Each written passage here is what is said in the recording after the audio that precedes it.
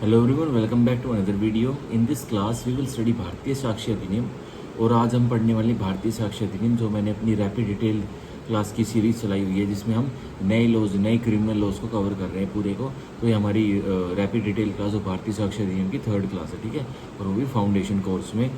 तो हम आज पढ़ेंगे मैंने कल वाली वीडियो में और उससे पहली वाली वीडियो में बस एविडेंस एक्ट, जो भारतीय साक्ष्य अधिनियम है, उसका इंट्रोडक्शन दिया था और हमारे इंडियन एविडेंस एक्ट से क्या क्या चीज़ उठ के इसमें आई है वो सब बताया था। अब आज की क्लास में हम करेंगे जो कि हमारा है सेक्शन 4 ऑफ भारतीय साक्ष्य अधिनियम, ठीक है, और जो कि सीधा सीधा कनेक्ट किससे हो रहा है, section 6 of Indian evidence act, जो कि किसकी बात करता था, रेस जेस्टे की बात करता था, याद कर लीजिए, ठीक है।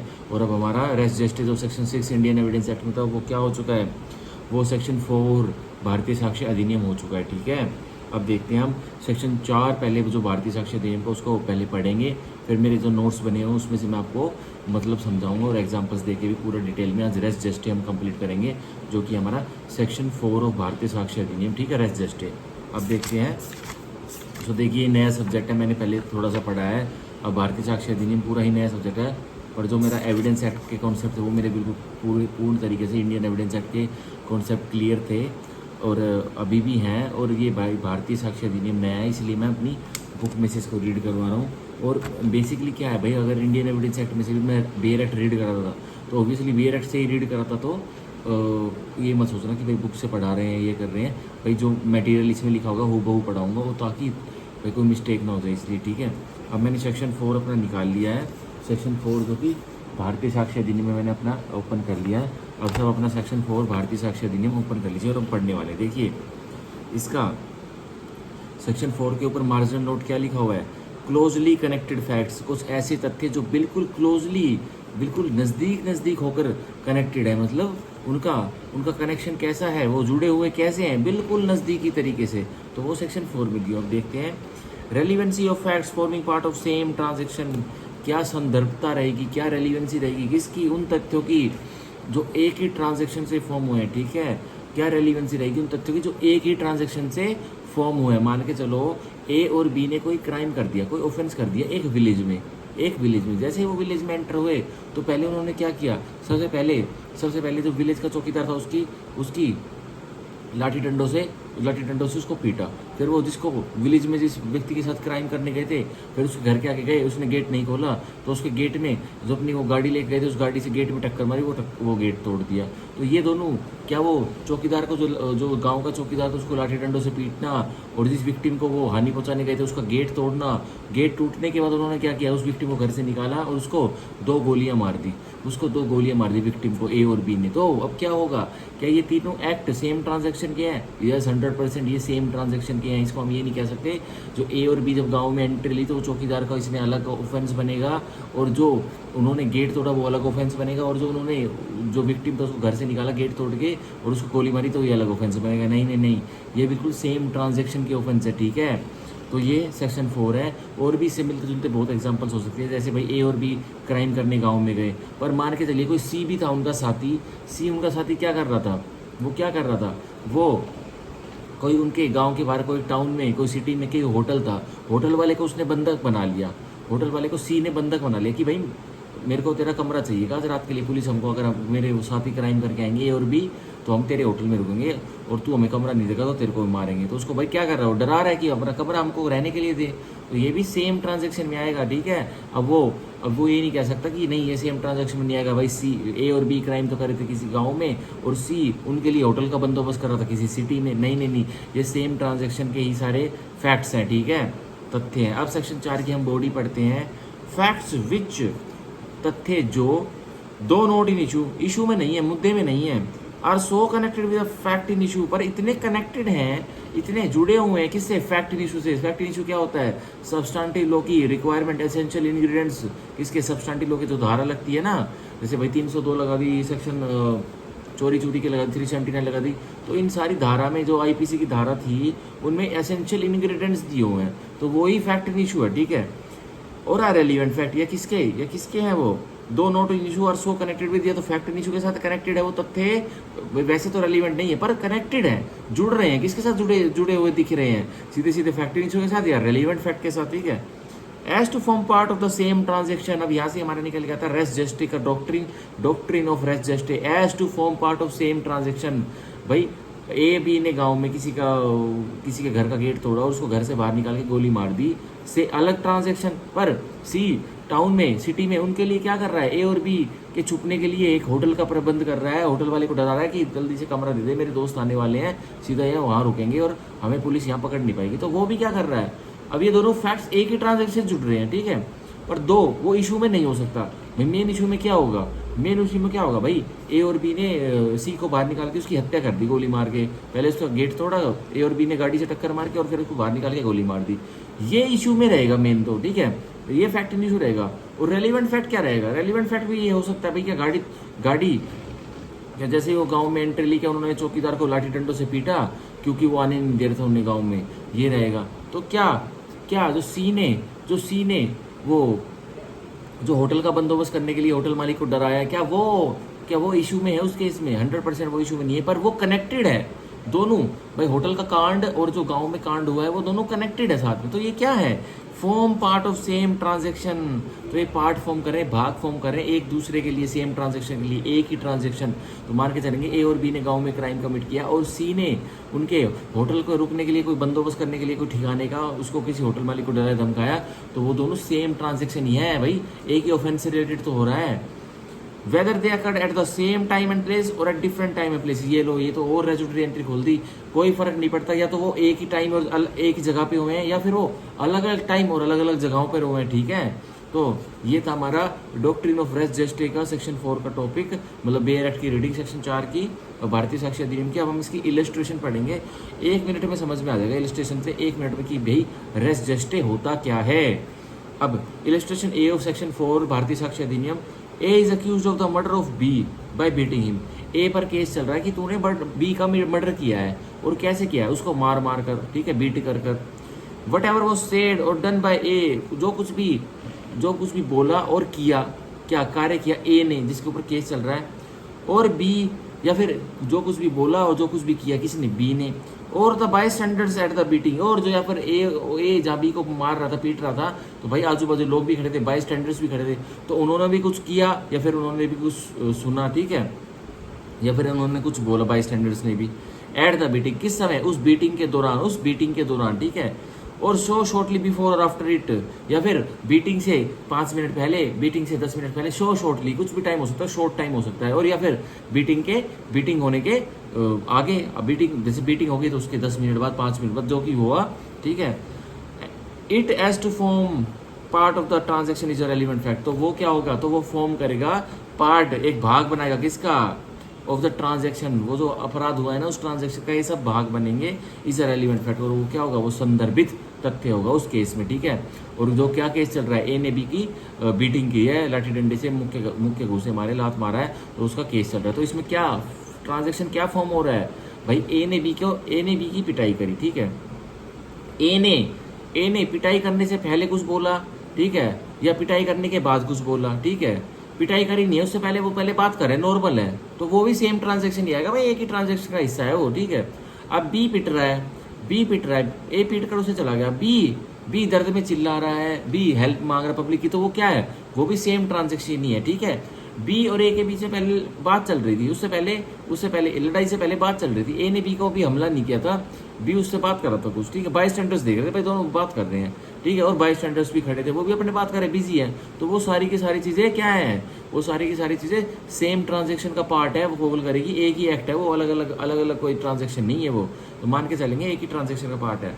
अब मेनली क्या होता है, ट्रांजेक्शन रेस जेस्टे का जो डॉक्ट्रिन है ना, ट्रांजेक्शन स्टार्ट कब हुई और ट्रांजेक्शन एंड कब हुई, ये इंपॉर्टेंट होता है, ठीक है भाई। एक ट्रांजेक्शन, एक ऑफेंस किसी को करना है, मिस्टर ए ने कोई माइंड बना ली, इंटेंशन बना ली कि भाई एक ऑफेंस करना है, एक बैंक में डाका डालना है, मतलब चोरी करनी है, तो भाई कब से उसकी ट्रांजेक्शन चालू होगी और कब जाके भाई वो डाका डाल लेगा, डाका डालने के बाद अपने घर जाके जब वो कूल माइंड में आ जाएगा, जब उसकी ट्रांजेक्शन खत्म हो जाएगी, क्या ऐसा होता है। तो हम ये अब अपने नोट्स से पढ़ेंगे, सारी चीज़ पढ़ाऊंगा आज हम सेक्शन 4 भारतीय साक्ष्य अधिनियम को ही समझने वाले हैं, डॉक्ट्रिन ऑफ रेस जेस्टे को, ठीक है।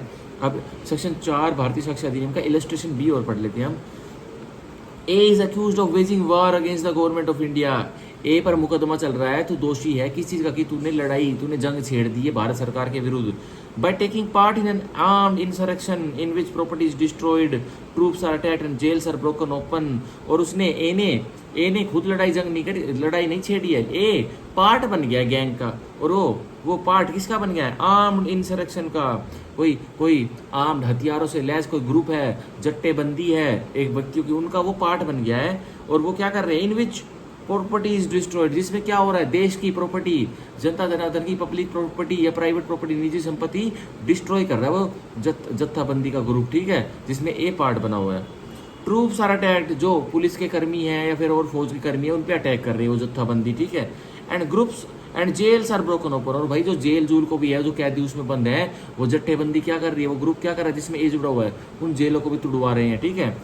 The occurrence of this fact is relevant, भाई होना घटना इन फैक्ट्स का रेलिवेंट है, बिल्कुल संदर्भ रखता है भाई। एक आर्म्ड इंसरेक्शन हुआ है जिसमें संपत्ति को नुकसान पहुंचाया जा रहा है, ट्रूप्स को, पुलिस वालों को अटैक किया जा रहा है, और जेलों को तोड़ा जा रहा है ताकि गंदे व्यक्ति को बाहर निकाल सके, ताकि वो हमारी गैंग में इकट्ठा हो सके। The occurrence of this fact is relevant, तो होना इन तथ्यों का बहुत रेलिवेंट है, ठीक है, संदर्भित है। As forming part of general transaction, पर क्या फॉर्म कर रहा है, ये एक जनरल ट्रांजेक्शन का पार्ट फॉर्म कर रहा है, ठीक है। जनरल ट्रांजेक्शन का कैसे पार्ट फॉर्म कर रहा है भाई, एक आर्म इंसरेक्शन का जुलूस निकला हुआ, जट्टेबंदी कुछ हानि कर रहा है जगह जगह जाके। तो क्या, अब देखिए, though they may not have been present at all of them, पर जरूरी नहीं है कि ए की जगह जहाँ जेल टूटे जा रहे हैं, जहाँ किसी प्रॉपर्टी को नुकसान पहुंचा जा रहा है, और जहाँ ट्रूप्स पर हमला हो रहा है, मतलब फौजियों पर, पुलिस पर हमला हो रहा है, तो ए सारी जगह एक ही टाइम पर प्रेजेंट ना हो, लेकिन वो पार्ट सेम ट्रांजेक्शन का ही प्ले करेंगे, वो सेम ट्रांजेक्शन में आएंगे। माना जाएगा ए ने ही वो सारे तीनों चीजें की हैं, ठीक है, ये लीगल फिक्शन दे दिया जाएगा, यही होता है रेस जस्टे। तुमने एक जट्टेबंदी, एक ग्रुप में जो कि आर्म्ड इंसरेक्शन कर रहा है, मतलब लड़ाई दंगे भड़का रहा है, कुछ ऐसे में पार्ट ले लिया मिस्टर ए ने, ठीक है। अब वो क्या कर रहे हैं, उस जट्टेबंदी में, उस ग्रुप में 20 व्यक्ति हैं।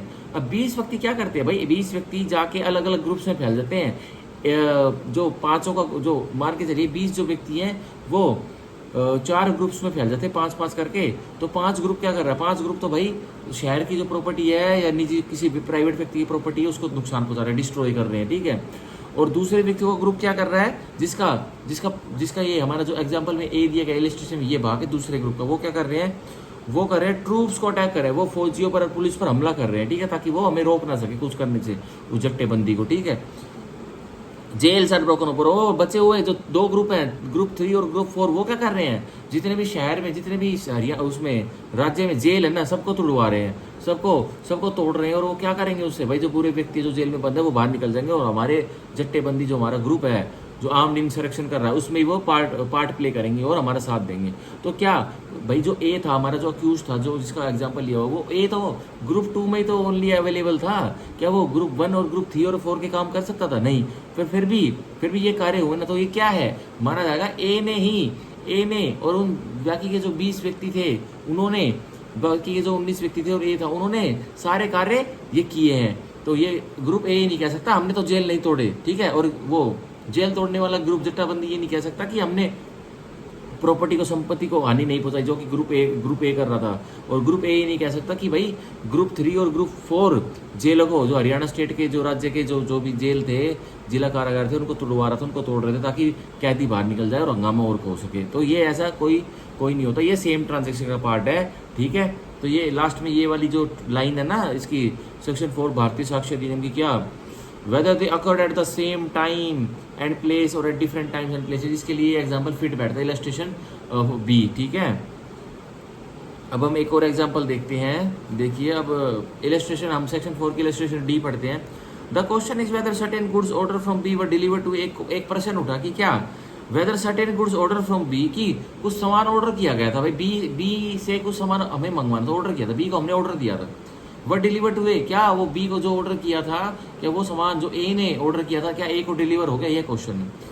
The goods were deliver to several intermediate person successfully, तो बी बताता है भाई जो ए तक पहुंचने में जो सामान, जो मैंने डायरेक्ट इसको नहीं पहुंचना, तो जो जगह जगह इंटरमीडिएट पर्सन है, जिस तक ये भाई मारे चलिए, कोई दिल्ली का व्यापारी है बी, कोई दिल्ली का व्यापारी है बी, और ए है एक तमिलनाडु का नागरिक। भाई ए जो तमिलनाडु का नागरिक है उसने कोई मान के चलिए कोई मशीनरी मंगवाई भारी भरकम, और डायरेक्ट तो ये है नहीं कि भाई टेम्पो में लोड करिए सीधा तमिलनाडु बोलेगे, नहीं, वो भाई बाई ट्रेन जाएगी, पार्ट्स में होकर जाएगी, कुछ ट्रक में जाएंगे, कुछ ऐसे जाएंगे। तो क्या कर रहा है ये, the goods were deliver to several intermediate person successfully, कि भाई जो छोटे छोटे भाग थे उस मशीनरी के जो एक को डिलीवर करने थे, वो उन सेवरल जो छोटे छोटे टेम्पू वाले थे, ट्रेन वाला था, उनको हमने दे दिए, मालगाड़ी वाले को दे दिए थे। तो ये क्या है, each delivery is a relevant fact. तो हर एक डिलीवरी उन छोटे छोटे इंटरमीडिएरी पर्सन्स को रेलिवेंट फैक्ट है, संदर्भिक फैक्ट है। किस चीज के लिए, उस प्रश्न के आंसर के लिए कि क्या बी ने जो ऑर्डर लिया था, क्या एक हुआ सामान डिलीवर हो गया। अगर बता दिया जाता कि भाई जो छोटे छोटे जो प्यादे जुड़े हुए थे, भाई टेम्पू वाला, ट्रेन में कुछ पार्ट जाने थे, कोई मालगाड़ी में कोई पार्ट जाने थे, वो उन तक डिलीवर हो गया है, तो हम मान लेंगे कि ये रेलिवेंट फैक्ट है। हाँ भाई, बी ने अपना पार्ट थोड़ा बहुत परफॉर्म किया है और वो पहुंचाया है उसने सामान।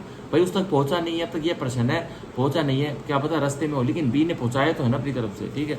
अब वो कॉन्ट्रैक्ट का अलग भी और भी सिस्टम लगता है कि भाई जब टाइम या सेंस था वगैरह था ये लगता है, लेकिन इसके लिए सोचो ये रेलिवेंट फैक्ट होगा जो ये सब, ठीक है।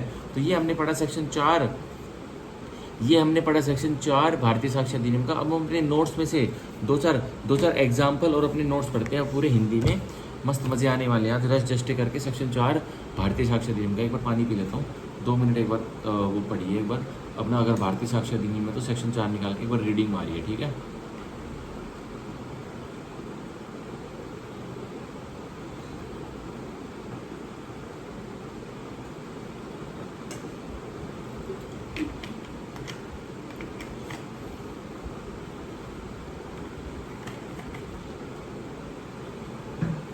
देखिए अब भाई बिल्कुल नोट्स में से पढ़ाऊंगा, जो मैंने नोट्स बनाए थे ना अपनी मेहनत करके, उस नोट्स में से पढ़ाऊंगा, सबको सिखाऊंगा, कोई दिक्कत की बात नहीं है। किसी के पास भाई फीस है नहीं है, सबको सिखाऊंगा, कोई दिक्कत की बात ही नहीं है। भाई हमने तो महंगी महंगी कोचिंग दे के ये नोट्स बनाए हैं, कॉन्सेप्ट समझे हैं, पर जो भाई मतलब जिस स्टूडेंट को या फिर कोई एडवोकेट ऐसा है जिसको भाई नॉलेज की थोड़ी बहुत कमी है लोग की, तो भाई सारी चीज़ हिंदी में बताऊँगा। और हमारी मातृभाषा हिंदी, भाई इंग्लिश भी मेरे को खूब अच्छी आती है, I know very well English, लेकिन फिर भी जो हिंदी में जो मज़ा है ना सीखने का, वो कोई सी भाषा में नहीं है। आपको कटाकट दिमाग में टॉपिक आते चले जाएंगे और आप एग्जाम में वैसे ही अच्छा लिखोगे, ठीक है। तो मान के चलिए जब मैं ये टॉपिक अपने जो मेरे BLLB जब मैं इंटीग्रेटेड कोर्स कर रहा था 5 साल का, तो मैं उसमें एविडेंस एक्ट में जब ये टॉपिक लिखता था ना, क्योंकि मैंने कोचिंग पहले ले ली थी, तो मैं जब ये टॉपिक लिखता था ना, तो टीचर्स भी बोलती थी भाई ये बच्चा कहाँ से लेके आता है। उनको ये नहीं पता था कि भाई मेरे को सारे कॉन्सेप्ट पहले ही मैंने कोचिंग से क्लियर कर लिए थे, तो भी मैं लिखता था वो टॉपिक्स, ठीक है। कोई बच्चा नहीं लिखता था, इसीलिए मेरे कॉलेज लाइफ में बहुत अच्छे ग्रेड्स आते थे हमेशा, ठीक है। तो अब देखते हैं, अब हम पढ़ते हैं मेन टॉपिक जो हमारा आज है, वो मैंने नोट्स खोल लिए, ये देखो आपके सामने नोट्स है पूरे, ये रेस्ट जस्टे लिखा हुआ ऊपर, ठीक है। पढ़ता हूँ भाई, सारा यूँ दिखाना पड़ता है ना कि क्या पता किसी और के नोट्स से पढ़ रहा हूँ, भाई मेरे ही नोट्स हैं और अच्छे से समझाऊँगा, ठीक है। सॉरी, तो जो इसका मेन क्रक्स है ना कि कहाँ से ट्रांजैक्शन स्टार्ट होती है और कहाँ से ट्रांजैक्शन एंड होती है, वो इसमें मेन है सीखने का, वो भी बताऊंगा, ठीक है। अब देखिए सेक्शन 4 रेस्ट जस्टे, ठीक है। सेक्शन 4 रेस्ट जस्टे ऑफ भारतीय साक्ष्य अधिनियम। अब हम इसमें पढ़ेंगे facts falling under the same transaction and connected with the fact issue. तथ्य एक ही ट्रांजैक्शन में फॉल कर रहे हैं, मतलब एक ही ट्रांजैक्शन से घिरे हुए हैं, एंड प्लस क्या है, connected with the fact in issue, और एक ही ट्रांजैक्शन में फॉल नहीं कर रहे हैं, पर जो फैक्ट इन इशू है ना, तो सब्सटेंटिव लॉ की रिक्वायरमेंट है, जो हमारे भारतीय न्याय संहिता में जो रिक्वायरमेंट दी हुई है सब्सटेंटिव लॉ की, एक सेक्शन में एक धारा में, उसको क्या करना है, उसके साथ बिल्कुल कनेक्टेड है, जुड़े हुए हैं वो फैक्ट, ठीक है, वो तथ्य। अब देखिए एक लाइन ड्रॉ करते हैं, जिसमें ट्रांजैक्शन स्टार्ट हो रही है, ठीक है। जैसे ट्रांजैक्शन स्टार्ट हुई ना, मतलब एक ऑफेंस करना किसी आदमी ने स्टार्ट किया, अब तक ऑफेंस एक्चुअल कोई कमीशन हुआ नहीं है, पर उसने एक्टिविटी चालू कर दी, क्या करी, कुछ दो तीन फैक्ट्स करे, मतलब गया दुकान पे गया, कुछ मान के चलिए कुछ फिनाइल वगैरह की वो पाउडर वगैरह जो लेके आते हैं, जो सुंगाते हैं रुमाल में रख के, वो लेके आया, ठीक है। फिर एक दुकान पे गया, वहाँ से हैमर हथौड़ा लेके आया, एक दुकान पे गया, वहाँ से क्या किया, वहाँ से पट्टी वगैरह जो फर्सेज की पट्टियाँ हैं वो लेके आया, ठीक है। तो एक व्यक्ति ने जैसे ट्रांजैक्शन स्टार्ट किया, ये तीनों कार्य करे, तो ये क्या है, ये फैक्ट्स है ना, ठीक है। अब आगे क्या होता है, अब ये तीनों करे उसने, तो ये प्रिपरेशन नहीं बन जाती कि प्रिपरेशन कर रहा है वो। अब थोड़ी दिनों बाद क्या होता है, 1-2 घंटे बाद या 1-2 दिन बाद क्या होता है, main event, fact issue happen. 1-2 दिन बाद जो मेन इवेंट है ना वो हो जाता है। मेन इवेंट क्या है, जो ए है, जो ये तैयारी कर रहा था, जो भाई रुमाल जो फाइनाइल की बोतल इकट्ठा कर रहा था, जो first aid kit medical store से लेके आ रहा था, जो हैमर जिसने खरीदा था, वो क्या करता है, 2-3 दिन बाद मेन इवेंट कर बैठता है, क्या करता है, ए बी को मार बैठता है, मतलब बी के लिए वो कर रहा था सारे ये हैमर उमर इकट्ठा, और ए बी के सर में हथौड़ा मारता है और वो बी मर जाता है। तो उस दिन मेन इवेंट हुआ है, उस दिन मेन इवेंट हुआ है, मतलब मुख्य घटना उस दिन घटी है, मतलब ए ने बी को मारा है, उस दिन मेन इवेंट हुआ है। क्या जो 1-2 दिन पहले वो हैमर इकट्ठा कर रहा था, हार्डवेयर स्टोर से हैमर ले रहा था, मेडिकल स्टोर से पट्टी उट्टी फर्स्ट एड की किट ले रहा था, या फिर फिनाइल सुंघाने की दवाई ले रहा था कहीं से इंतजाम करके, क्या वो उस दिन मेन इवेंट हुआ है? नहीं, उस दिन मेन इवेंट नहीं हुआ।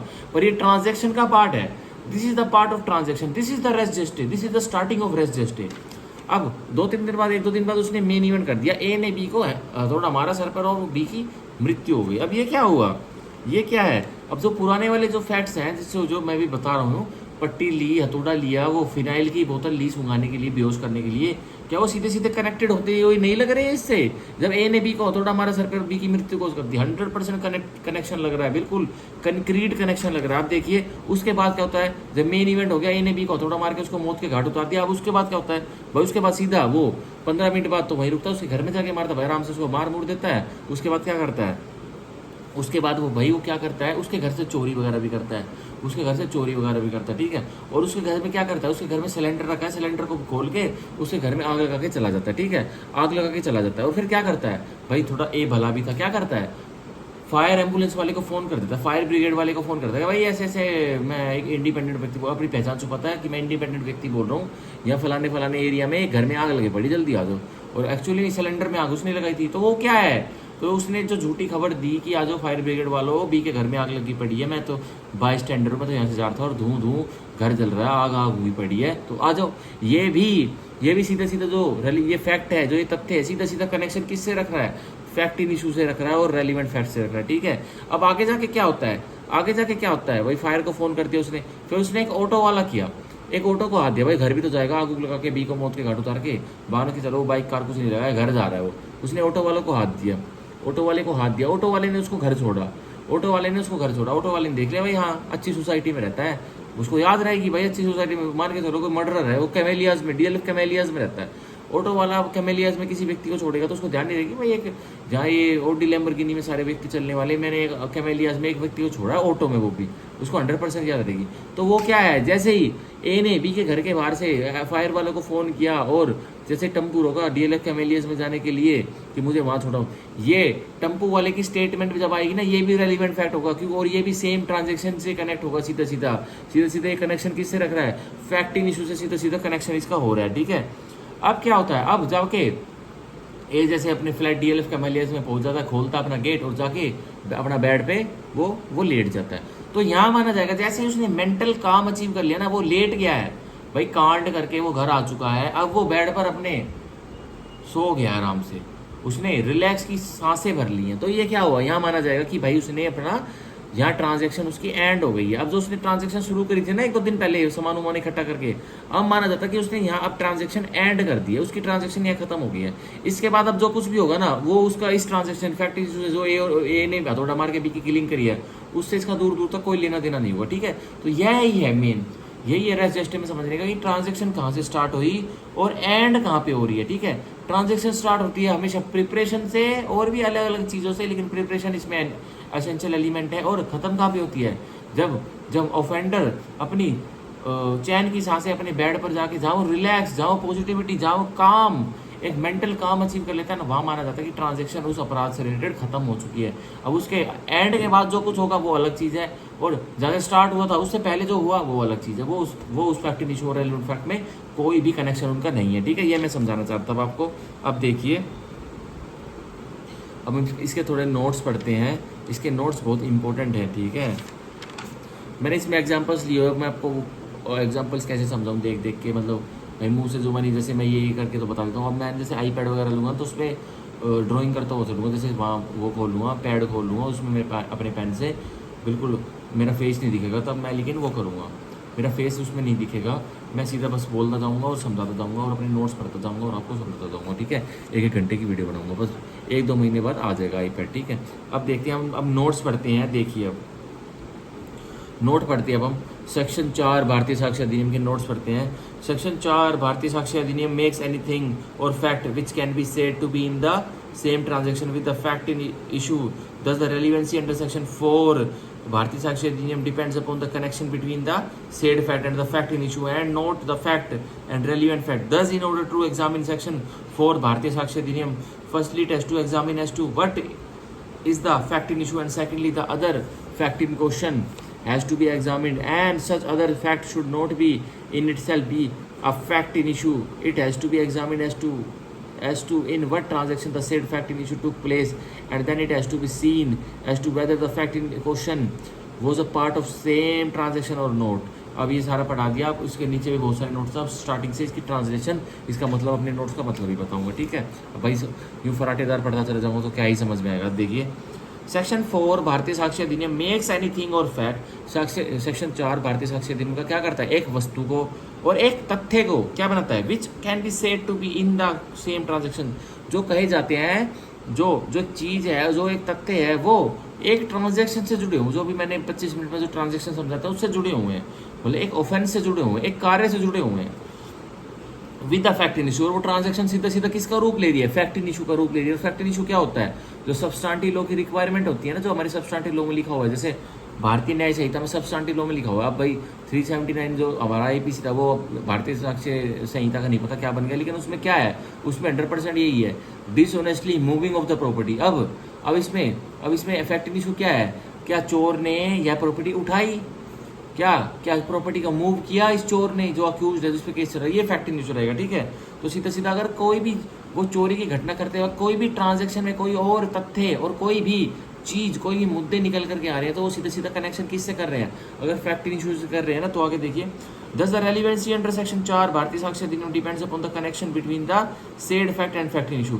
तो जो रेलिवेंसी है, जो संदर्भिता है किसके बीच में, सेक्शन 4 भारतीय साक्ष्य अधिनियम की किस पर डिपेंड करती है, किस पर निर्भर करती है, upon the connection between the said fact, जो कनेक्शन है, जो जोड़ मिला हुआ है किसका, उस सेड फैक्ट का जो ट्रांजैक्शन में हुआ, मतलब जब ट्रांजैक्शन स्टार्ट हुई उसमें कोई सेड फैक्ट हुआ वो, एंड फैक्ट इन इशू, और सीधा सीधा वो किससे जोड़ रखा है, फैक्ट इन इशू से। भाई मान के चलिए एक चोर ने चोरी करनी है ना, तो ये नहीं हम मानेंगे कि वो चोर जैसे ड्वेलिंग हाउस में घुस गया तभी वहां से ट्रांजैक्शन स्टार्ट हुई, नहीं, वो घर से अपनी इंटेंशन बना के चला ना, मेरे को तो आज DLF कमेलियास के फ्लैट नंबर 101 में चोरी करनी है, जैसे वो अपने घर से यह इंटेंशन बना के चला, वहीं से ट्रांजैक्शन स्टार्ट हो जाती है। कोई ज़रूरी नहीं है कि वो फ्लैट के गेट के बाहर जाके उसका ताला तोड़ता, जब अंदर घुसता है तब ट्रांजैक्शन स्टार्ट होती है, नो। जैसे ही वो घर से मिस्टर ए जो DLF कमेलियास में चोरी करने जाता है एक ड्वेलिंग फ्लैट में, वहाँ वो चोरी करने जैसे अपने घर से इंटेंशन के साथ आज DLF के कैमेलियास के फ्लैट नंबर 101 में डाका डालना, चोरी करनी है ड्वेलिंग हाउस में, तो क्या होगा, सीधा सीधा वहीं से ट्रांजैक्शन स्टार्ट हो जाएगी। अब जैसे उसने वो DLF कमेलियास का फ्लैट नंबर 101 का दरवाजा तोड़ा, दरवाजा का लॉक खोला, वैसे ही क्या होगा, वैसे ही उसने कमीशन कर दिया। अगर वो कमीशन जब तक नहीं कर रहा था ना, उससे पहले क्या था, सीधा सीधा वो क्या था, वो ट्रांजैक्शन का पार्ट था, ठीक है। वो तो अगर ताला उससे टूटता नहीं तो अटेम्प्ट में फंस जाता, लेकिन वो रेस्ट भी तो बनता, ठीक है। आप पढ़ते आगे, and note the fact and relevant fact, ठीक है। Thus, in order to examine section 4 भारतीय साक्ष्य अधिनियम, फर्स्टली टेस्ट टू एग्जामिन, भाई परीक्षा लेने के लिए सेक्शन 4 भारतीय साक्ष्य अधिनियम लग भी रहा है, केस में नहीं लग रहा, तो क्या होगा, तो क्या एग्जामिन किया जाएगा, परीक्षा ली जाएगी। As to what is the fact in issue, कि भाई पहले ये जानो कि फैक्ट इन इशू क्या है, सब्सटेंटिव लॉ की जो धारा लगाई हुई है उस अपराधी के ऊपर, या फिर जो सब्सटेंटिव लॉ कोई सिविल लॉ का है, जैसे इंडियन कॉन्ट्रैक्ट एक्ट का कोई सिविल लॉ सब्सटेंटिव लॉ बनाया हुआ जिस पर केस चल रहा है, तो भाई उस सब्सटेंटिव लॉ की पहले जो इसेंशियल इंग्रेडिएंट्स हैं उनके फैक्ट इन इशू, पहले उसको एग्जामिन करो, पहले वो पता लगाओ कि वो क्या है, केस में मांगता क्या है, and secondly the other fact in question, और फिर पता लगाओ, एग्जामिन करो किसका, कोई और अन्य तथ्य हैं जो जुड़े हुए हैं किससे, एक प्रश्न जो कि ट्रांजैक्शन का प्रश्न है, ठीक है। आगे पढ़ते हैं, has to be examine and such other fact should not be in itself be a fact in issue, पर वो जो फैक्ट होना चाहिए ना, जो फैक्ट आप जो तथ्य एग्जामिन करोगे, भाई एक तथ्य को एग्जामिन कर रहे हो कि भाई क्या ये जुड़ रहा है मेन फैक्ट के साथ, मेन इवेंट के साथ, जो एसेंशियल इंग्रेडिएंट के साथ, वो जो छोटा तथ्य है, वो जो एंसिलरी फैक्ट है, जो एविडेंटरी फैक्ट है, वो सीधा सीधा फैक्ट इन इशू नहीं होना चाहिए। तो भाई आपका फैक्ट इन इशू प्रूव ही, आप सेम ट्रांजैक्शन का रोल क्या प्ले करोगे।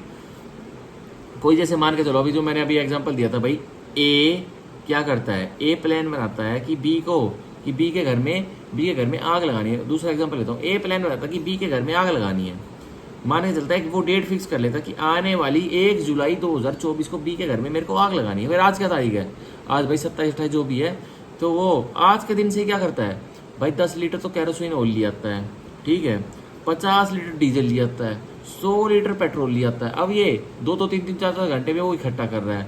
तो यहाँ से भी सेम ट्रांजेक्शन चालू हो गई है, और उसको क्या रिजल्ट में लेना है, क्या कनेक्शन सीधा सीधा कॉन्सिक्वेंसेज क्या पैदा करने उसको, बी का घर फूकना, उसे बी का घर जला के खाक कर देना है। भाई 100 लीटर वो पेट्रोल लाया, 50 लीटर डीजल लाया, 10 लीटर कैरोसिन ऑयल लाया, तो कितना हो गया, 160 लीटर सीधा सीधा ये हो गया सब कोरोसिव सब्सटेंस हो गया। अब बी के घर पे अगर फैलाएगा और आग लगाएगा, क्या बी का घर बच पाएगा? जलकर खाक 100% होना है। तो अब उसको घर, तो उसने डेट डिसाइड की हो कि 1 जुलाई 2024 को फूकना है, पर तैयारी वो आज से डीजल उजल जुटाने की कर रहा है। कब से कर रहा है? आज जो भी 27 तारीख आज से कर रहा है। तो आज से ही माना जाएगा कि ट्रांजेक्शन चालू हो चुकी है, ठीक है। उस दिन जिस दिन वो तेल छिड़क देगा उसके घर पे, उस दिन से नहीं माना जाएगा कि ट्रांजेक्शन चालू है ही नहीं। ए जैसे ही 27 जो भी 10 तारीख है, उससे जैसे ही तेल को जुटाने में, डीजल डूजल को जुटाने में इकट्ठा हो जाता है, और उस दिन से ट्रांजेक्शन मानी जाती है, उस दिन से रेस जस्टे अप्लाई होना चालू हो जाता है, ठीक है, कि उसने ये सारे एक्ट सेम ट्रांजेक्शन में किए हैं। और अब भाई उनकी जो कहाँ से वो डीजल लाया, कहाँ से वो पेट्रोल लाया, कैरोसिन लाया, तो उसकी सारी जो एविडेंटरी फैक्ट है, एंसिलरी फैक्ट है, वो सीधे सीधे किससे कनेक्शन रख रहे हैं? सीधे सीधे फैक्टिंग इशू से कनेक्शन रख रहे हैं। और फैक्टिंग इशू क्या होगा कि भाई ए बी का घर फूकेगा, बी का घर जलेगा, बी के घर में मिसचीफ होगा, नुकसान होगा, उसकी यूटिलिटी, उसकी वैल्यू डिमिनिश होगी। तो फैक्टिंग इशू क्या होगा कि क्या बी की घर की वैल्यू डिमिनिश हुई है, क्या ए ने ऐसा एक्ट किया है, क्या ए की इंटेंशन थी कि बी का घर फूकना है, ये इफेक्टिव इशू रहेगा, ठीक है। तो ये सब क्या है? ये सेम ट्रांजेक्शन का पार्ट है, ठीक है। अब आगे अपने नोट्स पढ़ते हैं। It has to be examined as to in what transaction the said effective issue took place. भाई ये एग्जामिन करना पड़ेगा कि कौन सी जो इन व्हाट ट्रांजेक्शन की कौन सी ट्रांजेक्शन में जो तथ्य है, वो कौन सा तथ्य है in the issue the said fact in issue took place. जो ये एग्जामिन करना पड़ेगा कि कौन से ट्रांजेक्शन में जो फैक्टिंग इशू, जो प्रॉपर फैक्टिंग इशू की रिक्वायरमेंट है, वो पूरी हो रही है, ठीक है। Then it has to be seen as to whether the fact in question was a part of same transaction or not। फिर ये भी देखना पड़ेगा जो भाई जो उसने एक छोटा छोटा एंसिलरी फैक्ट किया, जैसे हमारे एग्जांपल में ए ने 3 तरह के कोरोसिव सब्सटेंस, डीजल, पेट्रोल और कैरोसिन ऑयल को इकट्ठा किया। वो क्या ये देखना पड़ेगा कि भाई सीधा सीधा जो इसने इकट्ठा किया था अपने जनरेटर में भरवाने के लिए किया था, ये इसने अपने ट्रैक्टर उटर लिया हुआ था, इसने उसमें भरवाने के लिए लिया होता, या इसने सीधा सीधा फैक्टिंग इशू को नतीजा खोज करने के लिए होता। तो ये भी हमें ट्रांजेक्शन करना, देखना पड़ेगा, एग्जामिन करना पड़ेगा। भाई ए आगे जाके ये बोलता था भाई मैं तो अपने जनरेटर में डलवाने के लिए आया था, आप कह रहे हो मैंने बी का घर फूक दिया। ऐसी तो कोई दिक्कत है ही नहीं, मैंने तो देख लो डीजल अपने उसमें डाला हुआ है, अपने जनरेटर में, पेट्रोल मैंने अपने ट्रैक्टर वगैरह गाड़ी उड़ी उसमें डाला हुआ है पूरा। भाई मेरी आदत है, मैं तो ऐसे कैन में भर के लाता हूँ, ये कह दे, पर ये होता नहीं है। पर ये सेम ट्रांजेक्शन को समझाने के लिए है। भाई सेम ट्रांजेक्शन यही होती है, जो ये ट्रांजेक्शन वाले छोटे छोटे एंसिलरी फैक्ट जुड़ते हुए चले जाते हैं, ये फिर क्या सीधा फैक्टिंग इशू को रिजल्ट करते हैं। तो वो क्या है? रेस जस्टे है, RESGESTAE, रेस जस्टे इसको बोलते हैं। Principle of res gestae, doctrine of res gestae, कुछ भी बोल लो, लेकिन सेक्शन 4 भारतीय साक्ष्य अधिनियम में रेस जस्टे का रूल लिखा हुआ है। 100% प्री में आ जाता है कि रेस जस्टे कहाँ दे रखा है। हरियाणा मैंने बहुत बार देखे, प्री में आ चुका है रेस जस्टे। जब इंडियन एविडेंस एक्ट में सेक्शन 6 में मिल रहा था, अब भारतीय साक्ष्य अधिनियम में सीधा सीधा कहाँ मिल रहा है? सेक्शन 4 में मिल रहा है, ठीक है। अब ये याद रखना। अब आगे बढ़ते हैं, नोट्स देखिए। Thus the key examination under section 4 भारतीय साक्ष्य अधिनियम इज सेम ट्रांजेक्शन। पर जो की परीक्षा है, जो मुख्य परीक्षा हम लेंगे सेक्शन 4 भारतीय साक्ष्य अधिनियम की, किसकी लेंगे? सीधा सीधा हम एग्जामिन करेंगे सेम ट्रांजेक्शन को। क्या ये जो छोटे छोटे अपराध जुड़े पड़े हैं इस फैक्टिंग इशू के साथ, क्या ये सेम ट्रांजेक्शन का हिस्सा भी है या नहीं है? भाई एक घटना घटित हुई और उससे पहले एक अपराधी ने छोटे छोटे कार्य किए उसी घटना को करने के लिए। क्या वो जो छोटे छोटे कार्य थे वो मेन घटना से लिंक रख रहे हैं या नहीं रख रहे? तो मेन वो लिंकेज चेक करेगा, कोड चेक करेगा, ठीक है। अब देखिए, transaction means continuity of events. अब ट्रांजेक्शन का क्या मतलब है? कंटिन्यूटी ऑफ इवेंट्स, घटनाओं की कंटिन्यूटी बनाए रखना, ठीक है। That is when incident took place the other में अकम्पनी और में follow that event in a series. तो जब क्या होता है, जब एक इंसिडेंट, जब एक घटना टुक प्लेस करती है, होती है, द अदर में company that event in a series, तो दूसरी कोई घटना उसके साथ चली आ जाती है, कंपनी करती है उसको। अब देखिए, अब क्या हो रहा है भाई, क्या हो रहा है? सीधा सीधा ए जब बी के घर में आग लगा रहा है, ए जब बी के घर में आग लगा रहा है, तो क्या हो रहा है? बताइए भाई। ए ने बी के घर में, भाई स्टार्टिंग तो ट्रांजेक्शन जब से होगी, जैसे उसने तेल को जुटाना चालू किया, कोरोसिव सब्सटेंस को।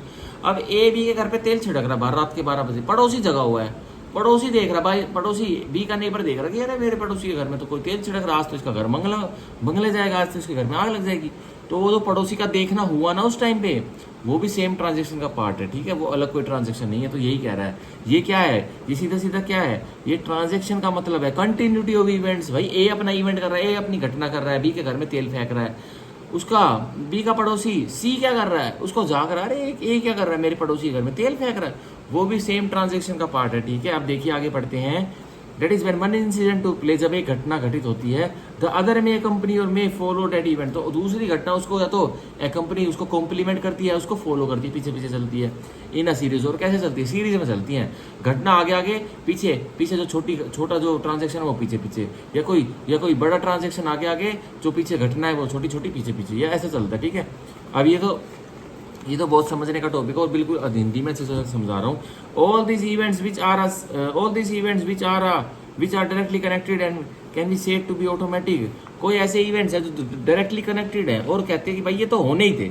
अगर ए बी के घर में आग लगाता ना, तो जो और इवेंट्स है ना वो तो होने थे। भाई ए बी के घर में आग लगाता है और भाग जाता है।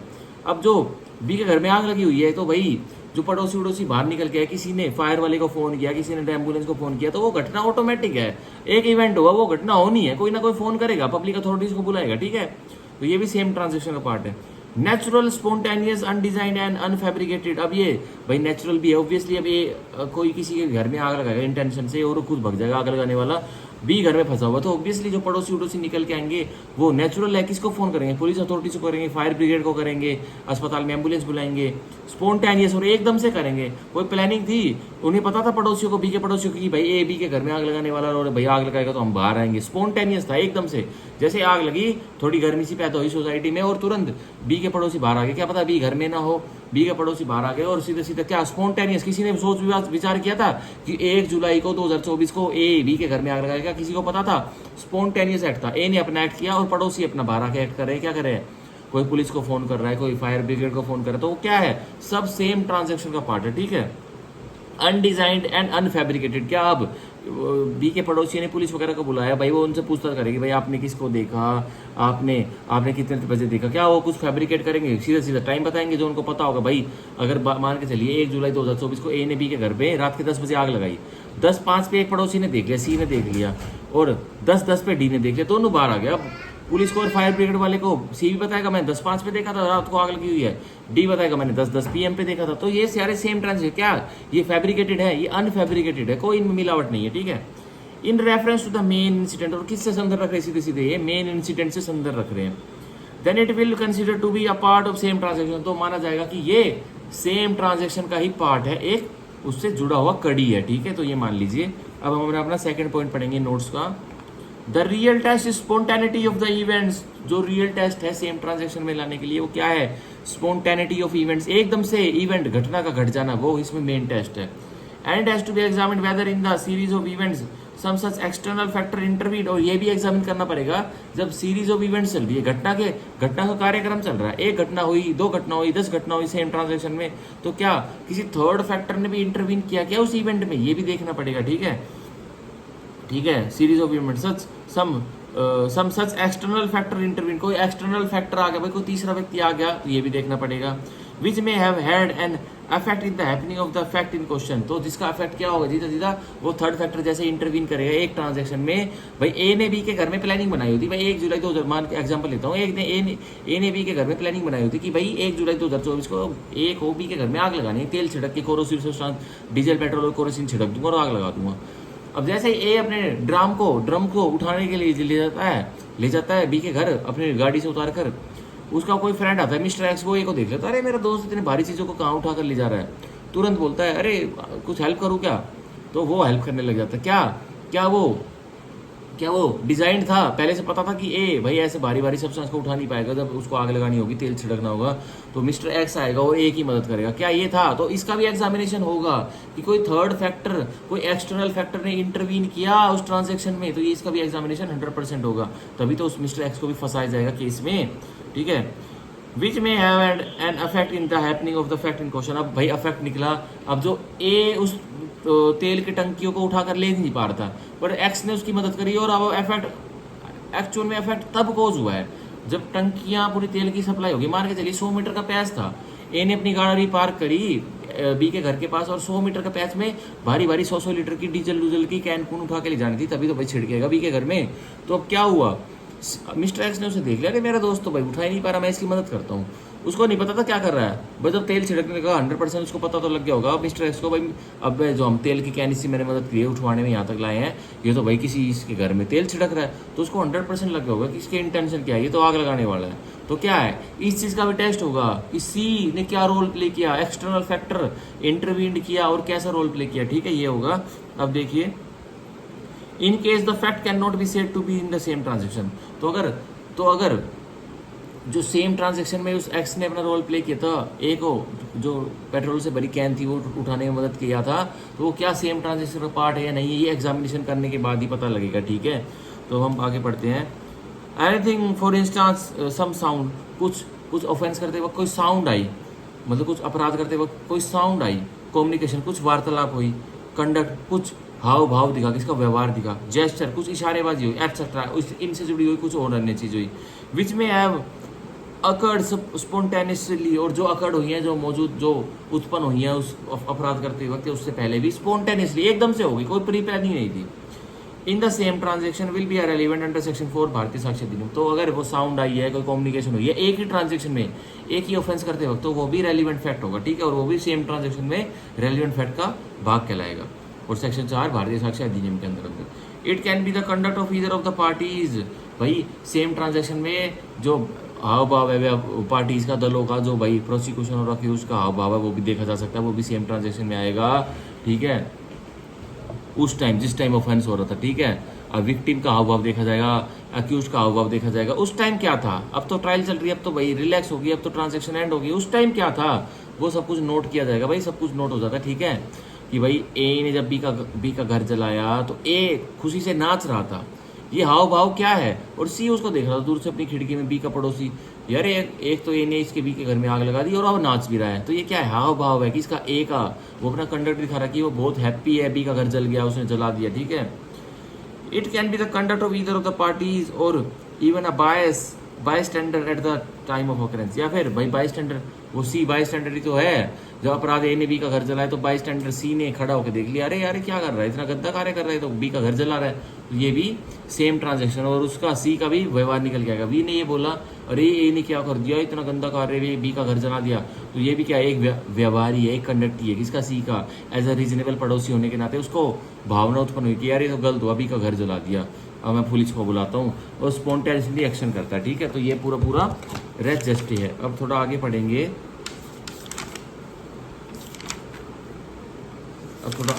रेस जस्टिस को, मैंने एक क्वेश्चन लिखा हुआ रेस जस्टिस के ऊपर, वो नहीं पढ़ेंगे। हाँ वो क्वेश्चन इतना इंपॉर्टेंट, हाँ एक क्वेश्चन लिखा हुआ था मेंस के लिए, वो 4-5 पेजेस का क्वेश्चन है, वो भाई मेंस के जब तैयारी करेंगे, ये तो मैंने ऊपर से टॉपिक बता दिया रेस जस्टिस का, वो थोड़ा डिटेल नहीं बताया, रैपिड डिटेल क्लास चल रही है ना हमारी। तो अब देखो मैंने 2-3 एग्जाम्पल लिखे, वो थोड़े बड़े हैं, ठीक है। तो वो कभी जैसे जब मेंस की प्रिपरेशन करेंगे ना, तब एग्जांपल्स के बेस पे समझाऊंगा। लेकिन रेस जस्ट है ये जो मैंने बीच में ये एग्जांपल दी ना, आग उग लगाने वाले, भाई चोरी उरी वाले, तो यही रेस जस्ट है, ठीक है। तो आज का हमारा टॉपिक हम खत्म करते हैं रेस जस्ट यहीं पर ही, और अब हम कल पढ़ेंगे जो हमारा सेक्शन 5 है ना भारतीय साक्ष्य अधिनियम का, हम कल वो पढ़ेंगे। और कुछ हम अपने बेरठ में जो अब कुछ केस लॉस लिखे हुए ना रेस जस्ट के, वो देख लेते हैं। हमारे भाई जो ये जिसने ईबीसी के जो ऑथर्स है उन्होंने क्या केस लॉ वगैरह लिख रखे, वो थोड़े देख लेते हैं। ये भी इनमें से भी क्वेश्चन कभी ना कभी टकरा जाता है, ठीक है। तो अभी हमारे पास है टाइम, अभी हम केस लॉ देख लेते हैं और थोड़ी और चीज़ें भी देख लेते हैं, इसको और रेस जस्ट को और समझते हैं, ठीक है। अब देखिए case law, rule of res gestae, देखा आगे ना, rule of res gestae section 6 of Indian evidence act. अब नाउ BSA सेक्शन 4, सेक्शन 6 बता रहा था res gestae Indian evidence act का, पर अब क्या है सेक्शन 4 भारतीय साक्ष्य अधिनियम है। Is an exception to the rule of evidence, क्या है ये सेक्शन 4 एक्सेप्शन है। क्या है एक्सेप्शन है किसकी, गवाही के रूल की, रूल ऑफ एविडेंस की। दैट हियर से एविडेंस इज नॉट एडमिसिबल, की हियर से एविडेंस एडमिसिबल नहीं है, पर जहाँ सेक्शन 4 सेम ट्रांजेक्शन लग जाएगी वहाँ हियर से एविडेंस भी एडमिसिबल हो जाएगा, ठीक है। Test for applying rule of res gestae that, भाई टेस्ट है, एक टेस्ट है जब आपको रेस जस्टिस अप्लाई करना है, तो क्या टेस्ट है, इस डेट स्टेटमेंट की एक कथन और फैक्ट की एक तथ्य शुड बी स्पॉन्टेनियस, की एक तथ्य और एक स्टेटमेंट कथन स्पॉन्टेनियस होना चाहिए, मतलब एकदम से आना चाहिए। And should form part of the same transaction, और पार्ट फॉर्म करना चाहिए वो स्पॉन्टेनिटी और वो तथ्य, वो जो सेम ट्रांजेक्शन का एक ही ट्रांजेक्शन में वो पार्ट फॉर्म करना चाहिए, ठीक है।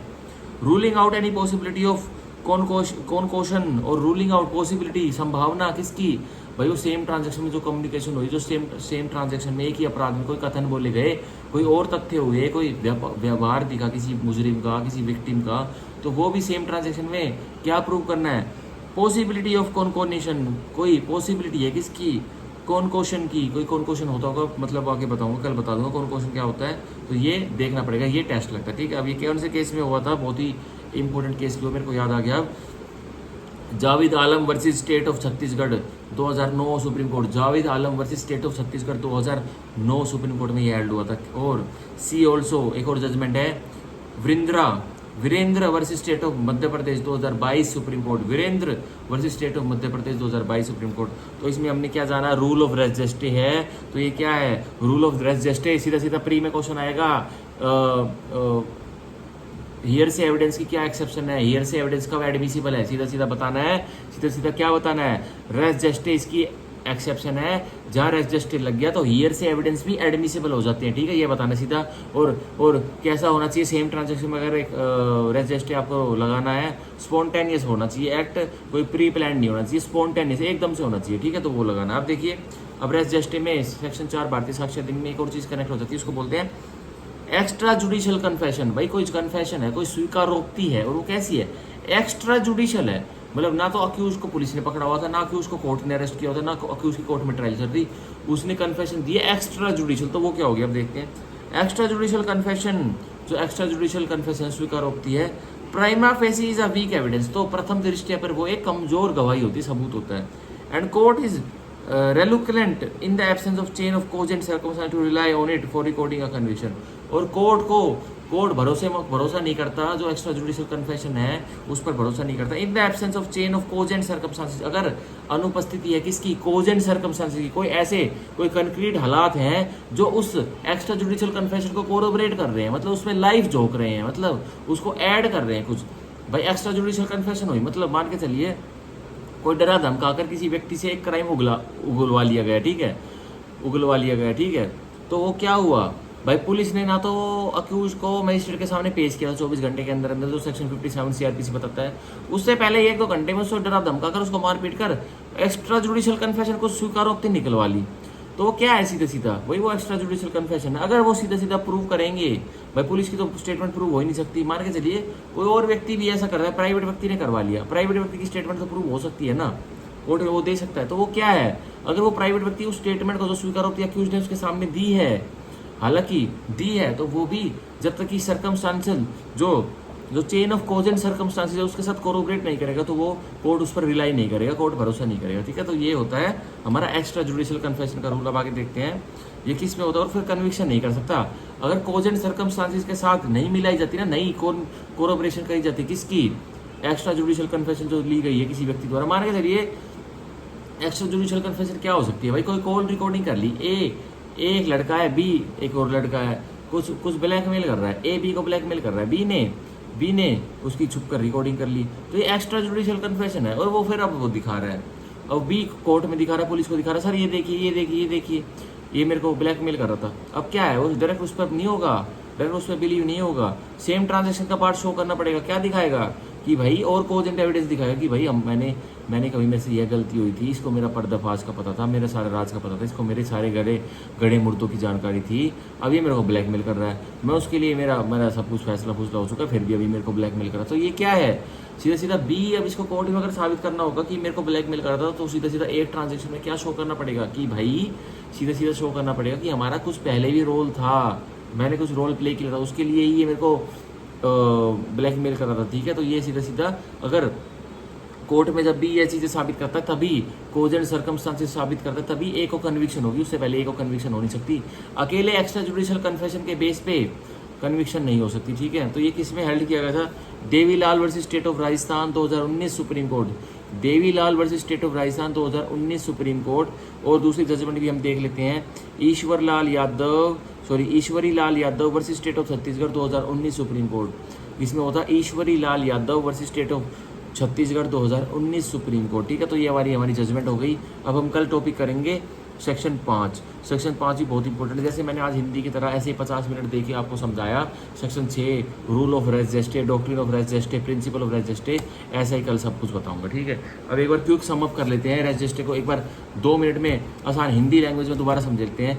भाई मान के चलो ए ने बी के साथ कोई अपराध करना है, ठीक है, अपराध करना है, करना तो 1 जुलाई 2024 को उसको पता है, ठीक है, एक प्लानिंग बनाई हुई है 1 जुलाई 2024 को अपराध करना है। पर आज क्या तारीख, आज मान के चलो 25 जून है, 25 जून से वो तैयारियों में जुड़ जाता है।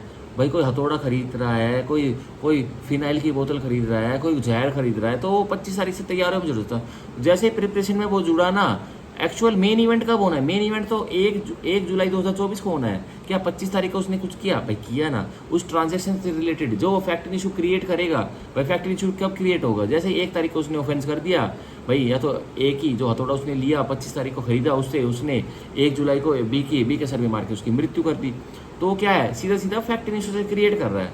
तो जो सेम ट्रांजेक्शन जो वो करेगा ना आज से 25 जुलाई से ही, सॉरी 25 जून से जैसे हथौड़े खरीद रहा है, कुछ फिनाइल की पट्टी उट्टी खरीद रहा है, या फिर फर्स्ट एड किट खरीद रहा है, तो वो सेम ट्रांजेक्शन का पार्ट फॉल करेगी। लेकिन सीधा सीधा जो छोटे छोटे एंसिलरी फैक्ट है, सीधा सा कनेक्शन होना चाहिए किसके साथ, जो मेन इवेंट, मुख्य जो इवेंट होने वाला है ना उसके साथ होने चाहिए।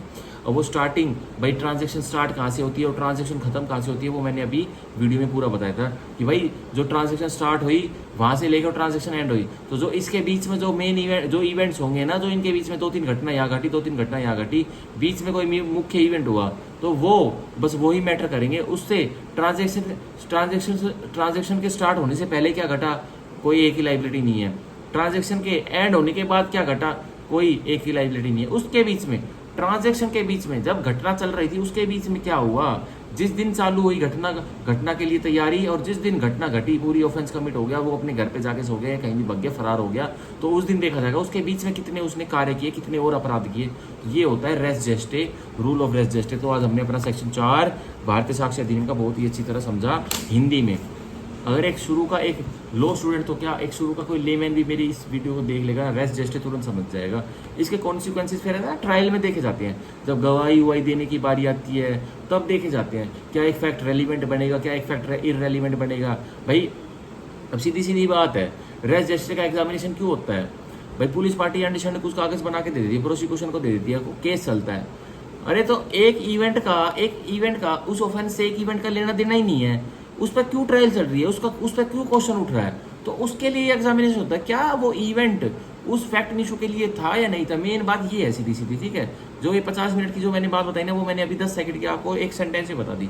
जो मेन इवेंट, जो ट्रायल चल रही है अक्यूज्ड की, जो सिविल केस में कोई दीवानी मुकदमा सिविल केस चल रहा है, क्रिमिनल केस चल रहा है, जो भाई जो मैटर फैक्ट इशू है ही नहीं, जो उससे जुड़ा ही नहीं पड़ा, तो क्यों उसको मुद्दे में लाया हुआ, क्यों उसको इशू बनाया हुआ, तो वो जो कोई कनेक्शन ही नहीं रख रहा उस फैक्ट इशू से, वो मुद्दा, वो एक फैक्ट जो हुआ था कभी, तो कोई भी उसको ट्राई नहीं करेगा। तो ये रेलिवेंट और इररेलिवेंट बन जाते हैं, ठीक है। अगर भाई कनेक्शन रख रहा है तो रेलिवेंट, कनेक्शन नहीं रख रहा है तो इररेलिवेंट, ये कोई रेस जेस्टे नहीं है, हटाओ इसे। अगर कनेक्शन रख रहा है फैक्ट इशू के साथ, कनेक्शन रख रहा है वो छोटा फैक्ट रेलिवेंट फैक्ट के साथ, तो इसको क्या बनाओ, सीधा सीधा इसको बनाओ रेस जेस्टे और इसको रेलिवेंट मानो, ठीक है। तो ये था, अब जो मैंने 50 मिनट में जो पढ़ाया था, मैंने ये आपको 1 मिनट में सीधा सीधा हिंदी में यही बताते, यही रेस जेस्टे होता है। मेंस का बहुत इंपॉर्टेंट टॉपिक है, और प्री में सीधा सीधा यही पूछ लिया जाता है। मैंने 2-3 एग्जाम जो पहले दिए थे उसमें यही पूछा गया था सीधा सीधा, क्या रेस जेस्टे कहाँ दिया, और सेक्शन वाइज क्वेश्चन दिया गया था। सेक्शन 6 पहले इंडियन एविडेंस एक्ट में मिला था, अब सेक्शन 4 भारतीय साक्ष्य अधिनियम में मिलता है, ठीक है। अब कल का टॉपिक हम कल पढ़ेंगे, और ऐसे अब डिटेल में फाउंडेशन क्लासेस में एक एक चीज़ खोल कर बताऊंगा, ठीक है। Bye bye, thank you, take care, bye bye.